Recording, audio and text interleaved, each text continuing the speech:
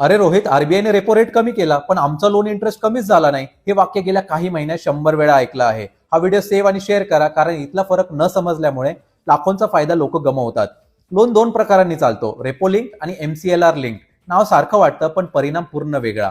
Repo rate link loan म्हणजे RBI जेव्हा repo rate कमी करतो, तुमच्या लोनचा इंटरेस्ट त्वरित खाली येतो. ईएमआय कमी किंवा टेन्युअर कमी, दोन्हीचा स्पष्ट फायदा आपल्या सेव्हिंग्समध्ये होतो. एमसीएलआर लिंक लोन म्हणजे इंटरेस्ट बँकेच्या कॉस्ट ऑफ फंड्सवर ठरतो. बँकेचा निधी खर्च जसे की fix deposits, bonds, savings rate, operational cost त्वरित बदलत नाही. हे घटक अपडेट होण्यासाठी वेळ लागतो, त्यामुळे व्याजदरात बदल लगेच दिसत नाही. बदल होतो पण हळू. रेपो कमी जास्त झाला तरी तुमच्या इंटरेस्टवर परिणाम उशिरा दिसतो, म्हणजे फायदा लेट. फरक काय पडतो तर इंटरेस्ट जितकं लवकर कमी, टोटल इंटरेस्ट सेव्हिंग तितकी जास्त.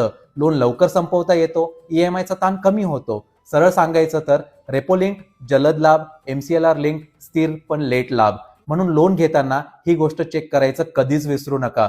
तुमचं लोन कोणत्या प्रकारात आहे, रेपो की एमसीएलआर? खाली लोन लिहा, मी सांगेल बदल कसा करायचा आणि त्यातून किती बचत होऊ शकते. आणि अशाच बिझनेस आणि फायनान्स कॉन्टेंटसाठी व्यापारी मित्र रोहितला फॉलो करा.